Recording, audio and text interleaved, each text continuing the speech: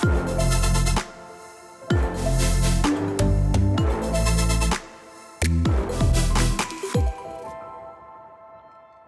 everyone, and welcome to a More Perfect podcast. I am your host, Mike Winson. Today, we've got a good friend from TikTok on. I brought her on here because not only does she care about what's going on in the world, so I know we can have good discussions, but she is also a military wife. And obviously, with everything going on, I thought it'd be really cool to find out what things are like for people in the military from someone who's actually interacts with it at least a somewhat regular basis. So everyone, welcome Rashay. Rashay, thanks for being here today. Hi, thanks for having me. Of course. Been a minute since I've done podcast stuff, so it's a fun little, feels like deja vu. Yeah, it was funny. I was thinking about it when I was about to go live. I was trying to remember where we actually, like, how we became mutuals, and I cannot remember for the life of me. I think it had to do with your D&D. Sorry, my dog just came in. This is It fine. just came. She's blind, so it's a new thing. She hasn't figured. Not right now. You gotta lay down. Sorry. You're good. The diabetes took her sight recently. She's a little lost. It had to have been, and no, because it was before your podcast started. Yes. It might have been, I don't know if you ever got involved in book talk stuff. I think I had friends that were involved in it, so the algorithm started showing me stuff. I just could have sworn it was when you were talking about that whole situation with the company and the D&D thing, and we won't go into that, but that was a mess. Fun. Yeah. Surprisingly, the D&D community in a lot of places is very similar to just the way the world is right now. They're all very happy because a lot of them are Trump supporters. Let's just put it that way. So interesting. It's it's weird that you'd say that, because I was actually talking with a friend of mine in another recording who was talking about the Baldur's Gate game. And it's gay as fuck. Yeah. Yeah. And it's like, I remember thinking when we were talking, I was like, to me, there feels like no better like community for people that are quote unquote different than D&D, because literally you can create whatever character you want. So that's actually really interesting that you say that. What's really been eye-opening for me in a sad way is, so like when I was growing up, in the 90s, D&D, Magic the Gathering, all that stuff, it was very much so like, that's for boys, that's for nerdy boys, whatever. Girls were never made to be a part of it. Like, I was also raised to value what, like, being attractive and stuff, and that wouldn't make you attractive. So, I never got a chance to like really like let my nerd flag fly because I was too busy trying to make my mom proud. First mistake. And then I remember I don't even remember how I started listening to like D&D podcasts and stuff, but I ended up really falling in love with Dimension 20, Brennan Lee Mulligan. His table he has 2 seasons that are just drag queens. He's got like the main intrepid heroes have, Black people, non-binary people, women and men, and they're always very cognizant of the beauty and having diversity at the table. Having diversity at the table makes the story better. I don't know how else to say it. And so I got really excited. I was like, I can't wait to have that opportunity. So I started trying to find communities like that. And unless you're somewhere like a big city, or a more liberal city, like D&D still is predominantly a game. It's a boys club. It's gonna be nothing but men at the table and things like that. And it's really hard to find a group of people that are queer accepting and, more liberal and things like that in a place where I would feel safe to play. And at the end of the day, like, I had this utopic version that Brennan Lee Mulligan lied to me existed everywhere. I'm like, oh, I'm not in LA. That's not going to happen. Yeah. So I was in Clarksville, Tennessee. Brennan Lee Mulligan, where are you? We need your help. If Brennan wanted to ever just raise the most money possible, he would just have to say, I will sell seats to a game I will DM, and I would spend all my money to try to get at his table. To be in there? Just to be at his table. Just a one shot, like anything. I had a friend who was a GM, and I tried to get them to do, because I've watched D&D, I've watched Dimension 20 a ton, but I've never actually played D&D in my life. I just like interacting with it, but I wanted to play. So I tried to get them to stream doing a D&D, and it Like fell a virtual one. Yeah. And it It's fell hard. through. It's hard because we're all adults, and getting 4 adults to have one night a week where they can meet up on a regular basis is nigh impossible. Yeah. Everybody in that whole community is amazing, and it gives me hope still. So there's lots of places like online. There's the Women Plus of Dungeons and Dragons group on Facebook where you can try to find people in your area who are either women or non-binary or trans people, and you can like create games with them, and it's really, there's pockets. You just have to search really hard for them. Yeah. So yeah. Which is sad that we have to do that much work just to find an accepting community these days, but or even just like a safe community. Like I tried to find a D&D group out here. I found one that does these one-shot pop-ups, and it was like 2 hours away or an hour and a half away from my house in Miami. Goodness. And I drove there one night, and I had a great time, and it was lots of fun. And then the next time I tried to go, I think it was like on my birthday. Yeah, it was on my birthday.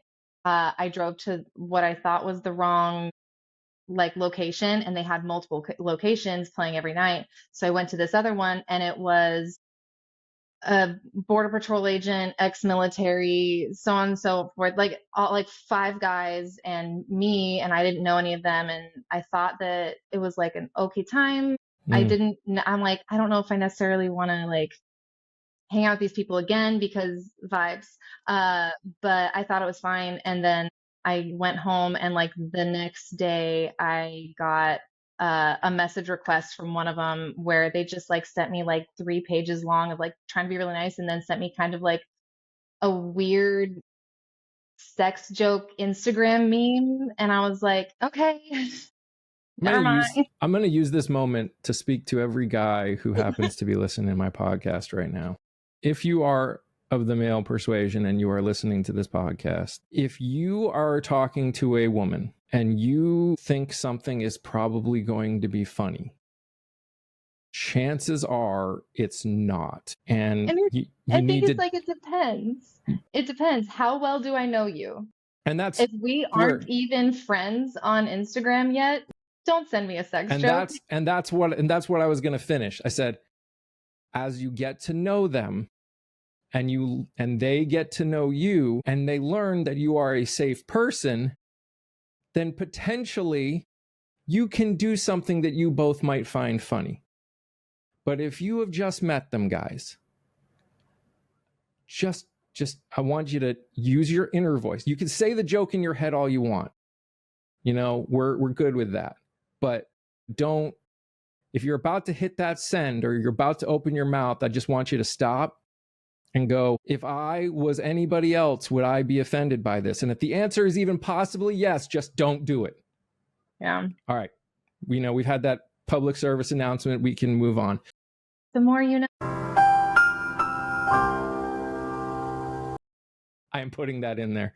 I am 100% putting that in there. One of the reasons that I wanted to bring you in here was you are a military wife. There's a lot, not only are there a lot of assumptions, but I feel like most of the world, it's really interesting. The military is probably the most known and least known group of people in the entire country. Everyone thinks they understand what the military is, and yet I feel like nobody understands what's going on in it or what people are thinking in it. And some of it's by design.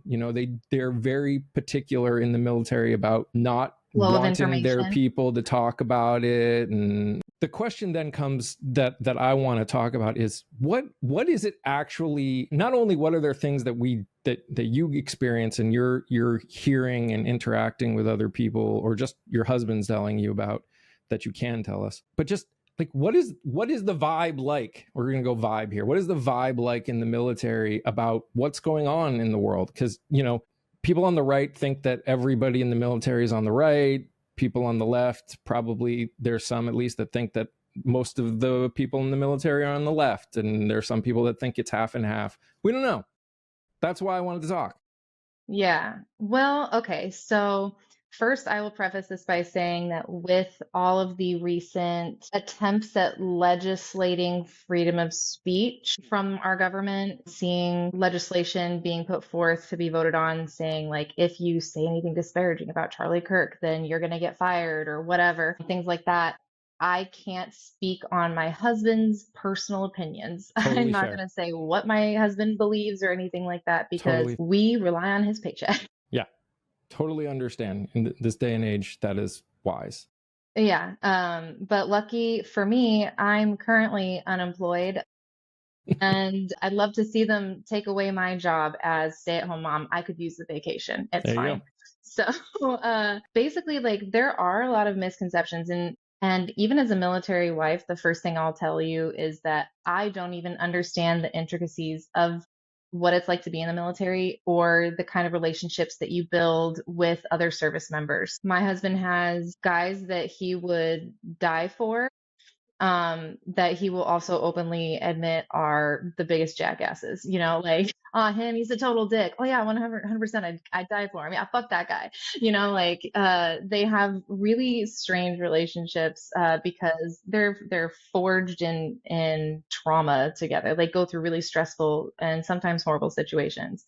And for anybody who's like hate watching this and thinks that maybe my husband was some, pencil pusher or whatever. He was in the infantry for 10 years and now he's a commissioned officer. And so he's been in for a long time. We've been married for a decade. So I feel like I'm qualified enough to speak on at least what the culture is like in military towns and within military families, not necessarily being in the military. Some of the things that have always been a problem in military towns is that they are largely uh, more conservative leaning, right? I say problem because now it's a problem. Back in, you know, early 2000s, even up through Obama, even up through, yeah, I think Obama, up through Obama, like being conservative in the military was not like you didn't walk around feeling unsafe for having a different political belief. Yeah. Yeah. Um, I remember the first time Trump was elected, I was a bartender in a military town, and I had to write on my little whiteboard, "No politics" at my bar, or I will ask you to leave. I had, I you remember know, those days. old military vets who retired there just screaming at me, "You voted for that bitch, didn't you?" And da da da da. I was like, "I'm not talking about my politics. You can either drink your beer, or you can get the fuck out." I don't, you know, that was like, I long for those days where the worst thing I had to worry about was getting yelled at. Yeah. Um, I luckily now, because of my husband's job, he's a recruiter for right now. We're in an area that's not a large military community. So I'm kind of removed from that for now. I will have to go back. And I have friends that are in military communities as well. I remember I was still living in a big military town when Trump was elected the second time. And a lot of the wives that I spoke to really, really struggled with the joy that was being felt everywhere. Yeah. And I was trying to think like, yeah, I know that in the military it is a lot of conservative ideals, and that like you have to have a deep love for your country and things, and you have to, and most people in the military love guns. And the Republican Party has really, really honed in on the Second Amendment as What? yeah. I think I've heard that somewhere, but not sure where. There's actually this one podcaster and master debater who was very adamant that it was one of the most important. I don't know what happened. Haven't heard from him in a while. But anyways, um, uh, a lot of people in the military really clung on to, well, they're going to take our guns and so on and so forth. And some of the wives were really upset. Now, not all of this isn't a world where it's all these conservative men with their secret liberal women, and Right. it's not 100%. I knew men in the military One of my favorite people that I'm friends with on Facebook served with my husband. He was a philosophy major when he got out of the military. He is extremely, extremely eloquent, well versed, well educated, and well researched. And he'll go to bat against anybody. And he's really good at like making points that make sense. He was military. I had neighbors that were military because that's how they got citizenship, Mm, was because in the yeah. military, if you join the military, it's supposed to grant citizenship for you and your family. So there's a lot of people that join the military not because America fuck yeah, or because my grandfather and my father, my great grandfather and my uncle and my everybody was in the military. That's not everyone. But that is the loudest culture right now, especially with the way that things are being legislated.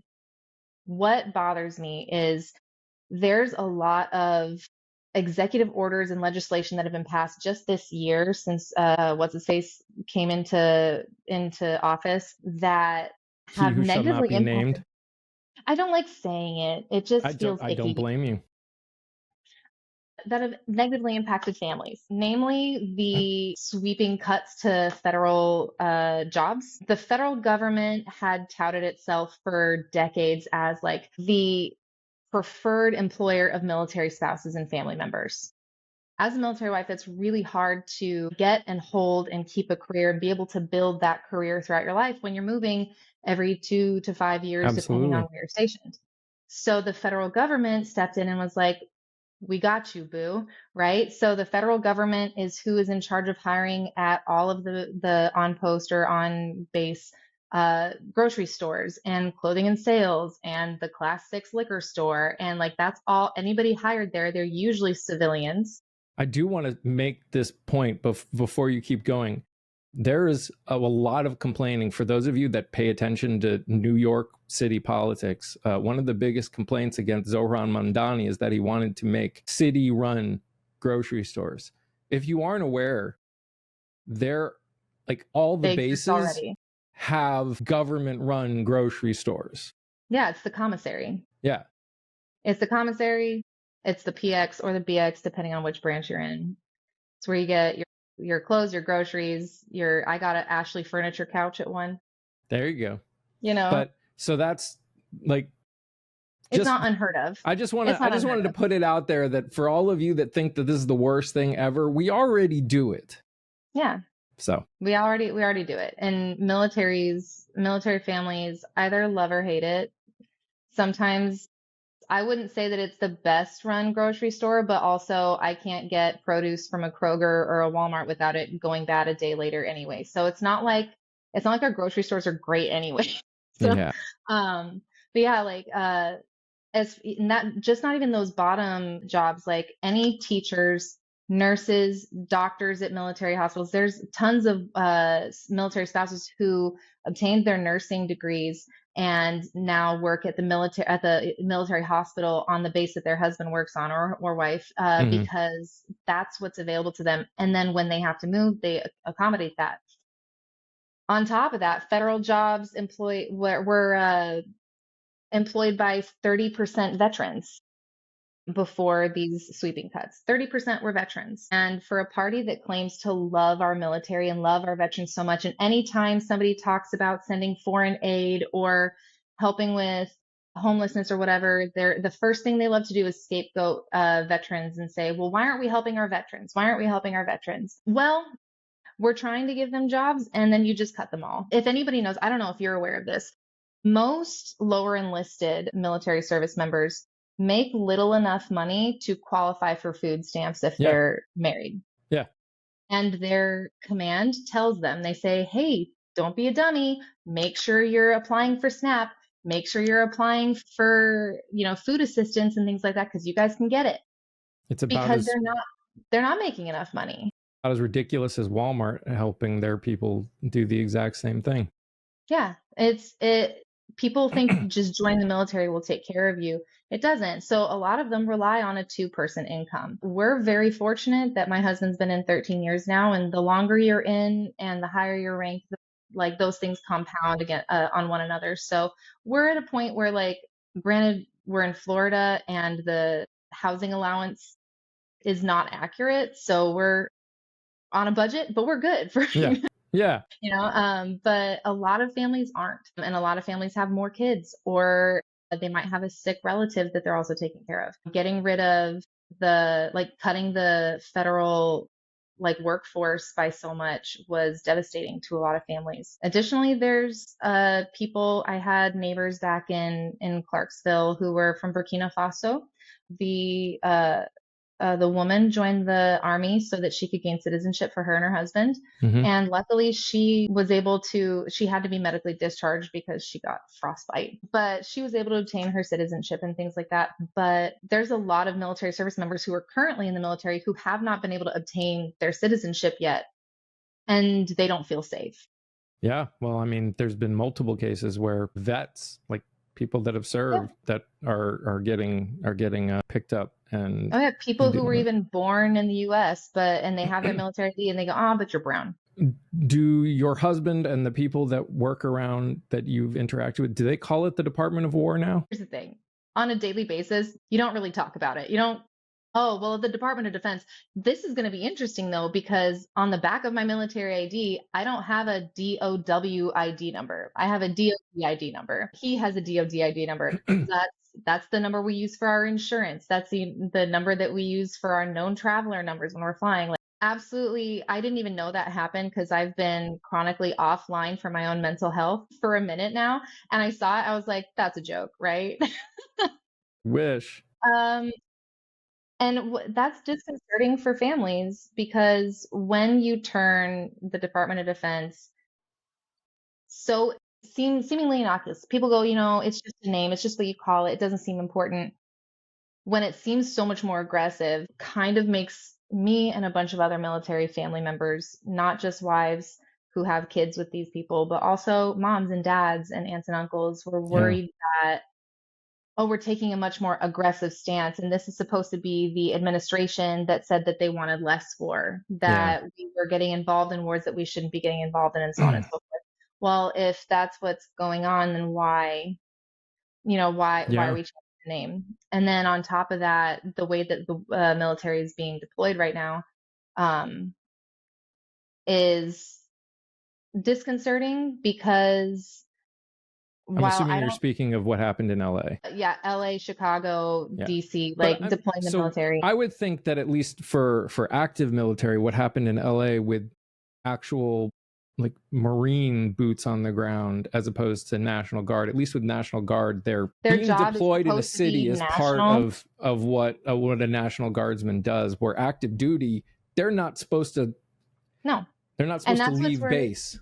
That's what's worrisome. What's worrisome for me, not like I'm worried for my husband, but I know what they do in training. Like they're, going to ranges and they go spend weeks out in the forest and stuff like that. Unless they were planning on and preparing for some sort of urban warfare, they're not prepared, first of all. Second of all, even if they are prepared, my husband when he was in the infantry, he's not being trained to keep the peace. Right. He's being trained to enforce compliance. In a way, kind of, it's a hard thing to wrap your head around when you're somebody who understands that sometimes war is wrong, and just because we're the US doesn't mean what we're doing is always just and correct. And also having a husband whose job is to do those things, right? Realizing I know what's going to happen in America is people aren't just going to comply because we're Americans, and there's going to be pushback. And that's fair. I don't want to see my husband be put in a situation where he has to either do what his commander tells him to do or do what he knows is right. Yeah. And there's technically a clause in the oath that they take that says that, they won't follow orders that are unjust or unlawful, right? In this administration, I worry that would not be respected. Yeah. Well, and it's, I mean, and again, I don't know how many times that clause has been enacted by people, but there's been a lot of talk in regards to it where it's one of those clauses that's there because they need to seem like they're being All talk. understanding. Yeah. Yeah. Yeah, because I mean, there's a lot I have to say about the military, and I'm not saying that I hate the military. I'm not saying I hate America. I love the country that I was born in. I feel extremely lucky to be born here. I also know that this isn't the country that I know we can be, right? While my ideals are a bit uh overly optimistic, I still think we can strive for them. My I've had issues in the past where like when it came to the concern about us possibly having to go to war with Canada, right? Invade Canada. Remember when that happened like 3 months ago? My concern was, is this something that the military is going to actually respect, a clause that they're going to actually respect? And it reminded me of when my husband and I were talking about mental health issues in the military. There's a huge rollout in the last few years of well, the military cares about your mental health and you're not going to get kicked out just for being on antidepressants. Yes, in writing, but there's still ways for the military to kick you out if they think that you're unfit to do the job that you are enlisted to do, right? And they don't have to say it's because you're on antidepressants. And it's a piece of paper that starts with your commander, and you only have to get it signed by like your battalion commander, brigade commander, and then whatchamacallit, I can't remember right now. I try not to memorize the hierarchy of the military. I'm not one of those wives. Um, but It's okay. Neither do I. but it's like 5 people, and then you can get kicked out of the military. And there's not a whole lot of recourse for that if it's a bit of a boys club, and they're all kind of covering their own ass. Yeah, and it only became more of a boys club with Hegseth involved. Absolutely. Which, by the way, I thought it was hilarious that he couldn't do the real pull-ups. Did you see that video? Did he do chin-ups instead? Yeah. Because I can do a chin-up, and I haven't worked out in like a year and a half. And he wasn't even really doing the chin-ups. Like, he wasn't getting his chin all the way up. Like, well, that man could not pass the master. Well, I don't even know what it's called. They changed it again. It was a PT test, and now it's like the something fit, the MFit. I don't know. They've changed it like 4 times, but he couldn't pass do that. It. But as we all know, Nazis are weak-bodied, and therefore just evidence that they're not the master race. Yeah. Like I want to look at anybody with a Nazi tattoo and be like, have you seen a mirror? You think that's the best? You think that's the best? And I would argue, see, and again, this is the part that is crazy to me, especially if you're in the military. And again, I know you can't speak for all military people, but the history of the military involves World War II, where we fought against the Nazi Party. And now we live in a country where in many states, in multiple states, people that are like not even hiding, just out and about walking with Nazi flags, just walking through, and people, I mean, obviously there are plenty of people that are upset about it and are doing, but they're not being, it's not being stopped like it used to. And again, obviously I'm more progressive, but I'm sitting here going, if I was part of the military, and I would be pissed right now that we live in a country that's allowing something that so many people lost their life for 80 years ago. A lot of people in the military think that way, I'm sure. The problem is that there are multiple people in the military who also agree with it. Because at the end of the day, you have to remember that a large portion of our military is white guys that want to be able to shoot guns. I mean, and I say that because I'm married to one. Granted, I mean, he shot guns before this. Like he grew up in a conservative family and things like that. We own firearms for home protection. Like that. Yeah. I was raised in Arizona in a conservative family. Like I know these kinds of people that are joining the military. Not all of them join the military for those reasons. But for instance, my first husband, who I married very young, thought that it was super romantic that, that we he was going off to war and I was still in high school. But like he was in the Marines, and I remember specifically one day he made some joke about how he was going to be the leader of the Fourth Reich. And I was like, what? And he was like, well, look at me. I'm tall, I'm blonde, I'm blue-eyed, I'm Hitler's wet dream. And I was like, why are we proud of this? And that was maybe like, I was like, I wish you'd said that before I married you. Like, My goodness. it was a short marriage. But like the thing is, like, there's a lot of people like that that exist in the military. And the thing that scares me and makes me very sad is the people who are in the military who don't agree with those things sometimes don't feel safe enough to speak up or argue back because they're going to be a little outnumbered. Do you feel like part of that reason is just because it's been so long since World War II? Because we're dealing with that with a lot of things. Like, I've had arguments with people about OSHA existing and how OSHA doesn't need to exist anymore. OSHA's just a pain in the butt now. And it's like, because they've never had to deal with what life was like before OSHA existed. So to them, OSHA seems, it's the same with vaccines. The people that are against vaccines don't understand what it was like in, pre 1900 when the first vaccines came out. They're like, oh, this is, we don't need this anymore. These people are benefiting. They have the privilege of benefiting from the outcomes of these things existing without giving kudos to those things. If OSHA hadn't existed, your grandpa probably would have fallen on the factory floor and gotten run over by something, or electrocuted himself, or, 100 other accidents that might have happened. Like, so you probably wouldn't have existed. People who think that vaccines are terrible and horrible, their grandparent didn't die in an iron lung of polio. Yeah. Of polio. They didn't have to watch their child die of the flu because we've found ways to, inoculate ourselves, things that people had to experience. It's just, but I mean, fortified foods. I can't count how many people I've seen complain about the iron, the metal in their foods, and that being a bad thing. It's like, what do you think iron is? When a doctor tells you need more iron, it's not big pharma. It's iron. Listen, literally iron.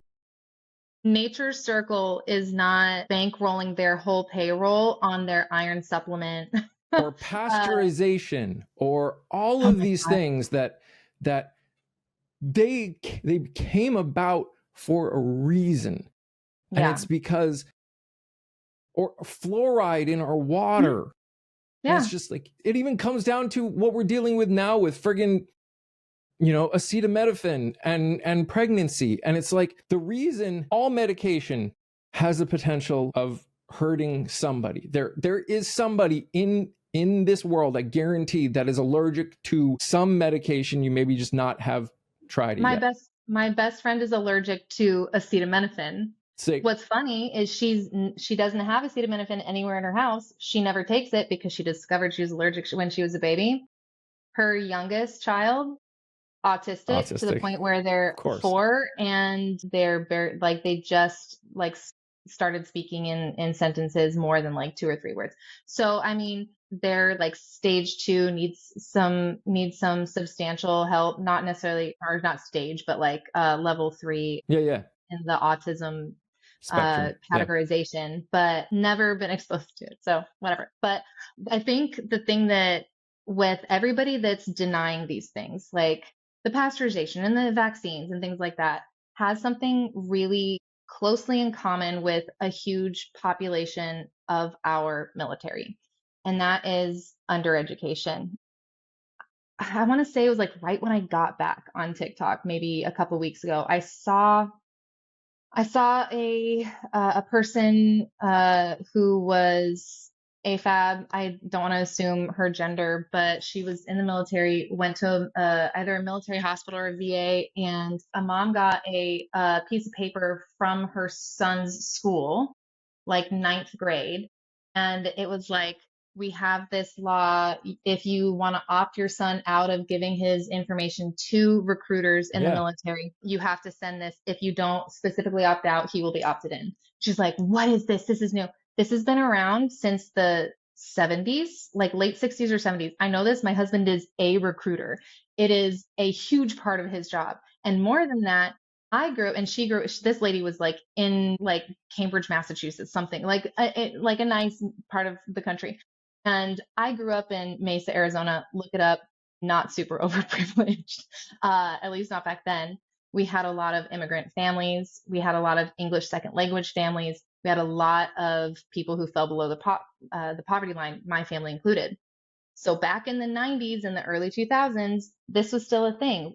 I started getting phone calls from recruiters. And the reason they do that is because they know if there's a family who can pay for college, who has good insurance, who can set their kid up with a good career and make sure that they get their master's degree and then they can work at dad's law firm or whatever, they're most likely not going to join the military. So since forever, it's not even a well-kept secret. It's pretty common knowledge that military will specifically target underprivileged and underserved communities because they want to dangle all the benefits that they get for joining: stable housing, regular access to food, a paycheck, Yeah. access to college for free. Those things are invaluable to people who don't come from money and who can't get just $1 million worth of loans, or however many thousands of dollars worth of loans. Now Um, everything's $1 million. So right.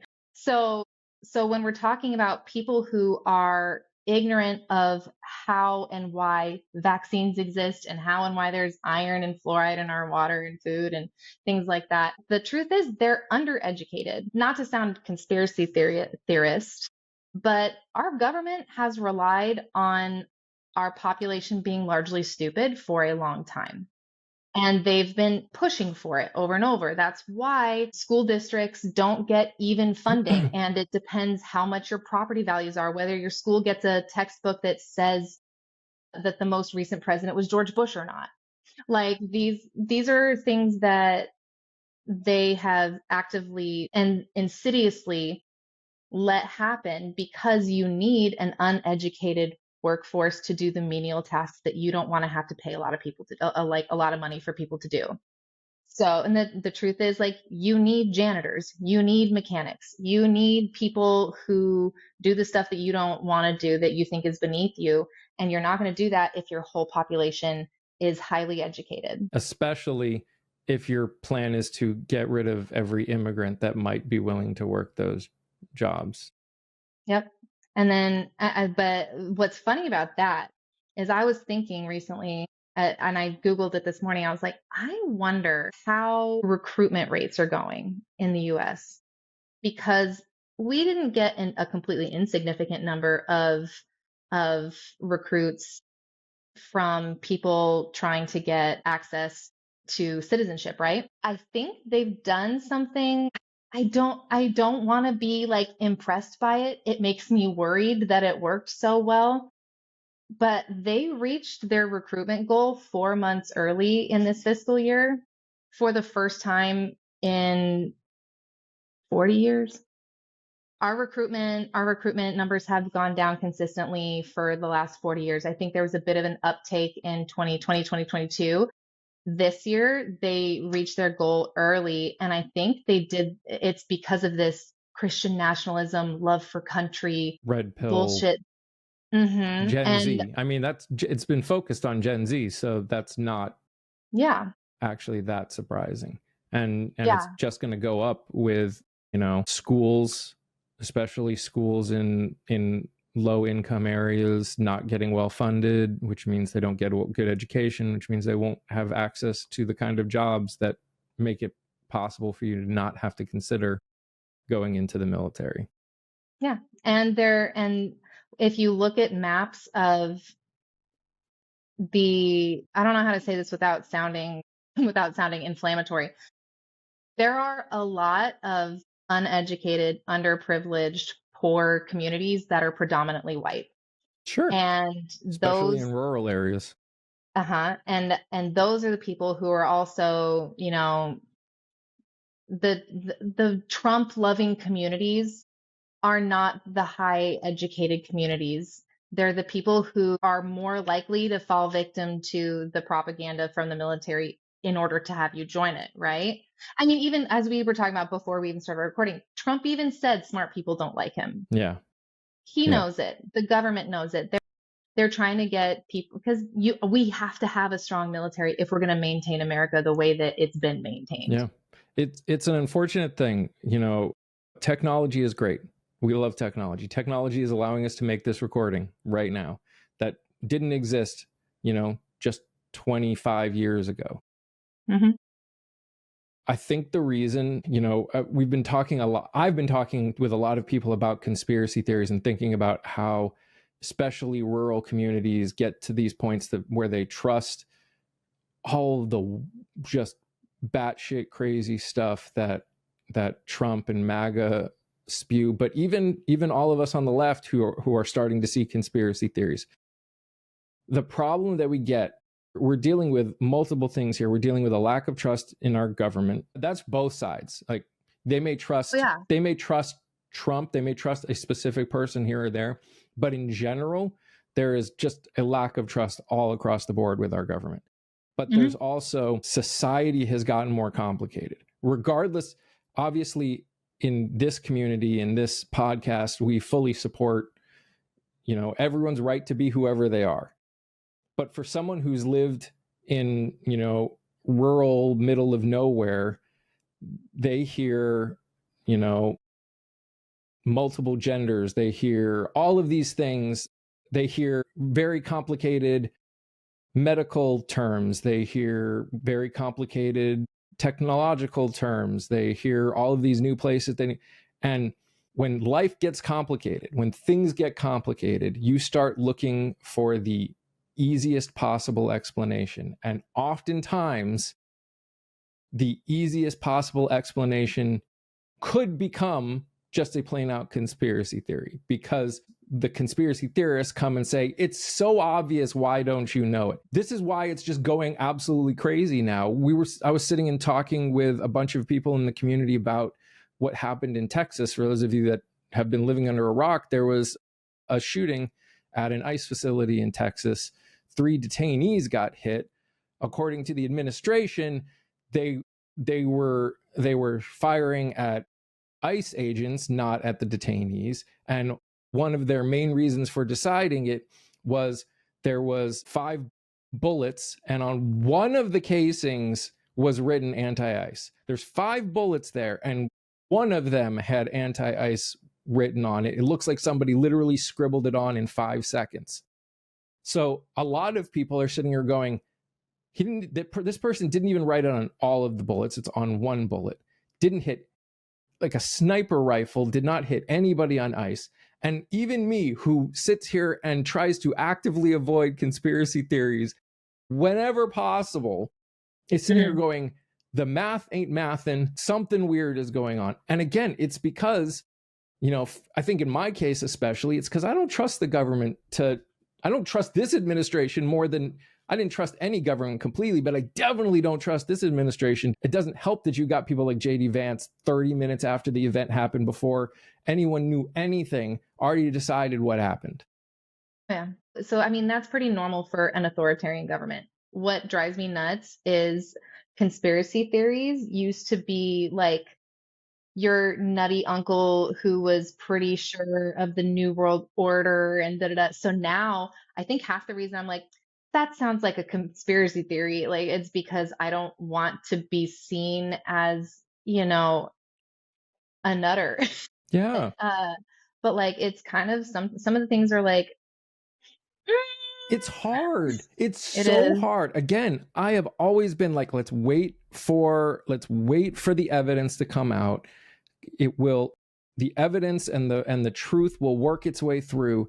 And this government, MAGA especially, has created a society where facts are subjective. How can facts be subjective? And yet somehow we have a society that truly looks at facts facts as subjective.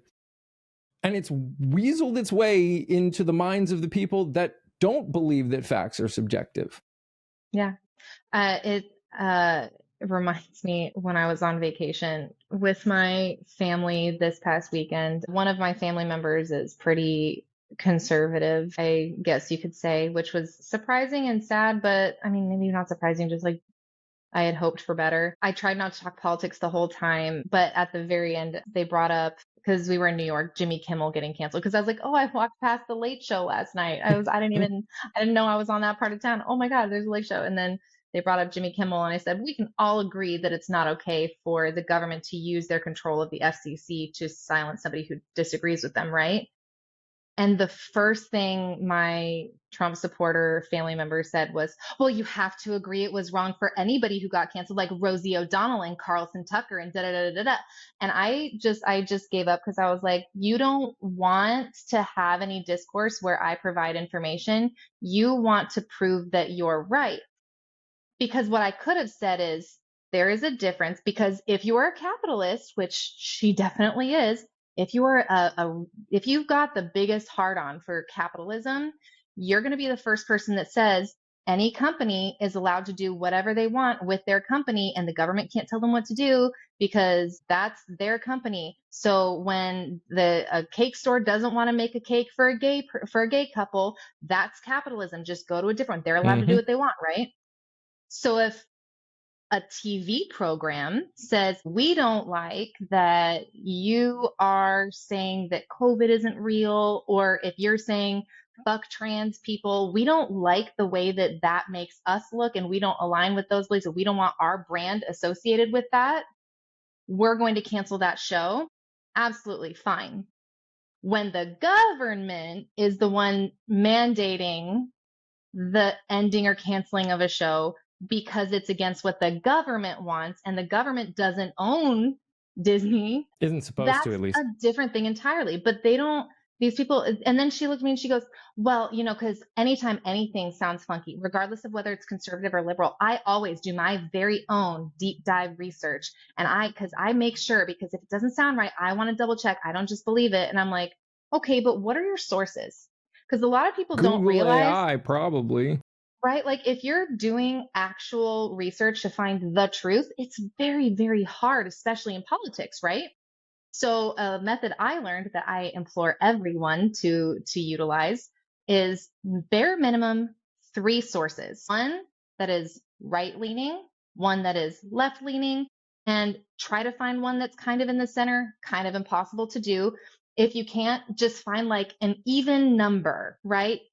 At least 3. If you can't find something centrist, then you got to do 4, like 2 right, 2 left minimum, for the things they're saying that are the same and the things that they're saying that are different. All the things that the right and the left are both saying happened, those are the facts. Those are the things that you can probably take to the bank are true. Everything else you have to take with a grain of salt.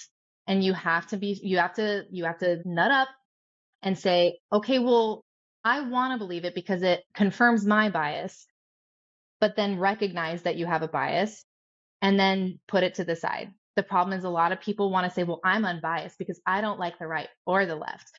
And I hear that from a lot of people in the military.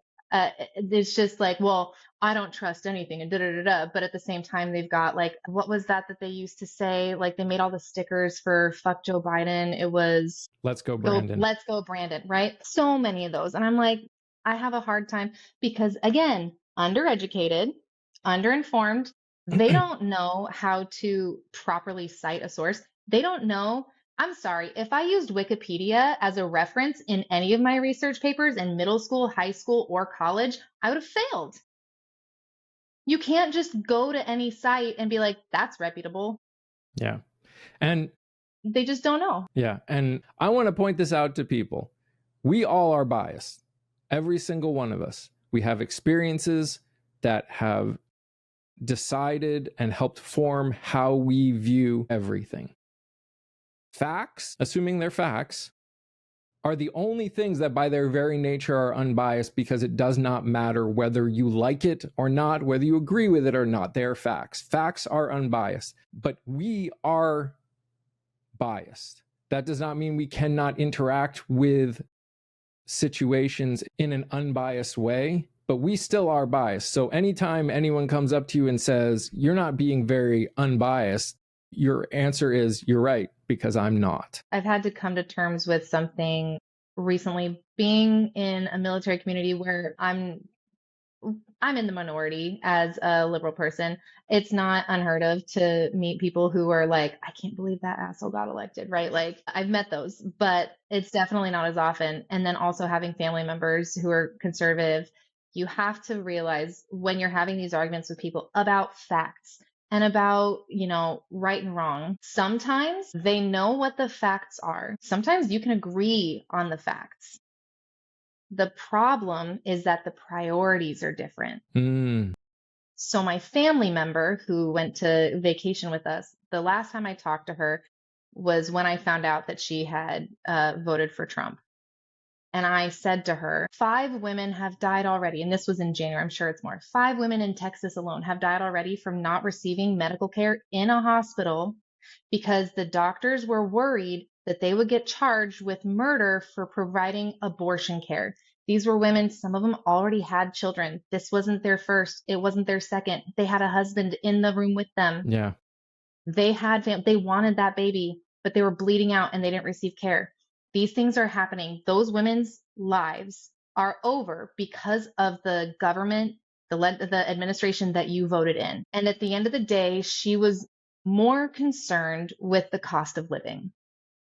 She was more concerned that her eggs were expensive. She was more concerned about how a Democratic administration would affect her small business. And by small business, I mean she sold items to Walmart and Target and TJ Maxx and then lives in a multi-million. She's very, very successful. Half of it is that she decided not to have kids, which was probably my first mistake. If I wanted to be in Maui right now, I'd have to be not a parent. But I'm not saying she made bad life choices. She did. But at the end of the day, she somehow became this person that cared so much about whether she was still going to have enough money to afford her multi-million-dollar home that she deprioritized another human being's life. And that's something that we're all going to have to come to terms with is we can fight till we're blue in the face. We can argue. We can try to convince people that we're right. But at the end of the day, a lot of times we're not trying to convince them that what we believe is true. We're trying to convince them that it's more important than what they find important. And that's just not going to happen. We're trying to convince them to care. Yeah. And they do care. It's going to be lower on the priority list. Like there are people who have the red hats and go to the rallies and are MAGA all the way. But what really swung this election, if the rumors I've heard about the person coming forward saying that when they did the inquiry, Kamala really did win, if that's just a rumor and that's not real and Trump really did win, what swung this election were people who were on the fence, like my aunt, who up until this point, I thought was a really good person, who was a kind person, who cared about the lives and humanity of people, right? It was those little things like, oh, but that doesn't affect me on a daily basis. Yeah. And my life matters. And there's a certain level of selfishness there that I don't know how to reconcile with. And we'll kind of end with this. I think we're dealing with a country that for decades has not taught empathy to its population. We have taught people to care about themselves, to care about, how much money they can make, what, can we enjoy, what can we get, how much stuff can we get? It's capitalism, and it's unfettered capitalism. Chronically individualistic is a part of our culture. Like if you go to other countries, there's a sense of community. And I mean, we have community here too, like on a micro scale, but I mean, starting with being able to sell products to people. When magazine ads came out and then television commercials came out, the only way to sell things to people is if you make them covet it. Right. Yeah. So that's, yeah. And I feel like that has become such a huge part of our culture. Like it's going to be like trying to get gum out of your hair. Yeah. When you've got a whole society that only cares about themselves and lacks empathy, the only time you will see them stand up is when they feel like it affects them. So it just goes more to what you were just saying before. And in the end, you can't force people to have empathy. I had a conversation with a friend of mine, and we came to the unhappy conclusion that to get past this whole situation of not having a society without empathy, the only way we'll get past it is when all of these people that grew up not being taught empathy are no longer around.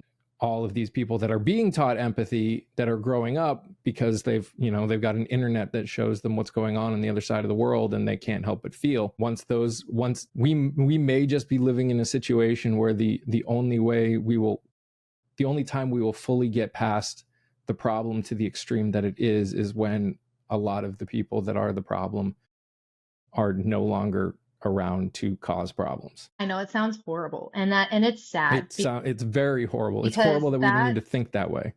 The way to do that, and the ethical and only way to achieve that end is for them to age themselves out of existence, right?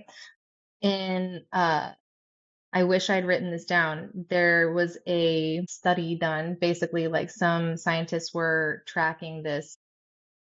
I don't know if it was orangutans or apes or gorillas or what. It was this community, and they had these really angry, mean male gorillas, or let's say it was gorillas. I'm not sure it was gorillas. They were angry, horrible. They were vicious and violent, right?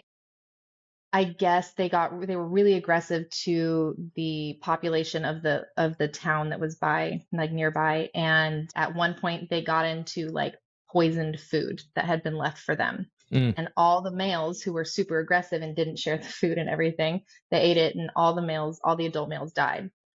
And then all the babies were raised by the women who were still alive, and in one generation, their little group became far more agreeable, tolerant, less aggressive. There was less like violence amongst their own community and things like that. And people are like, wow. I wow. want to be clear. No one here on A More Perfect Podcast or anyone that's a part of this is suggesting that we feed poison food to anybody. I just want to make sure. This is a weird world we live in. Yeah, no, that's not what I'm saying. What I'm saying is we somehow on accident got a snapshot in a short amount of time where normally things like this take generations to weed out. We were able to accidentally see, because the people who were studying them didn't leave the poison food out. They didn't do that. They were able to see the immediate effects of removing that kind of behavior in its entirety from a community and how things change. And at the end of the day, the message that really that you should come away from that story is raise your kids with empathy. I know right now it's hard and scary to raise boys in an honest way. I have a son and 2 daughters, and I freak out every day thinking like, how am I going to teach my son that it's like being a boy is awesome? And but like being a boy is awesome and you are a good person, but also you have a responsibility to your community, and to like, let's not repeat these behaviors. And if somebody feels uncomfortable, you just have to say okay and back off. Like, and no means no, no matter when it happens. Yeah, like it's our generation that is right now raising for the first time as a collective all of our children. Like, I don't think most of us are saying boys will be boys anymore. I think that that's where it starts, is like, we have to end the cycle somewhere. And that's where, whether you're Christian or atheist or polytheistic, or whether you're right or left or what have you, like, the concept of raising your kids to be good people should not be up for discussion. Yeah. Well, I think all of this just really, in my mind at least, emphasizes the need for a community of people that support each other, especially over these next 3 years, because boy howdy is life going to be rough. So, Rochelle, thank you so much for joining. This was a lot of fun. We've obviously talked a lot offline, And it was really cool to just sit and talk with you for like a decent amount of time about stuff that was going on.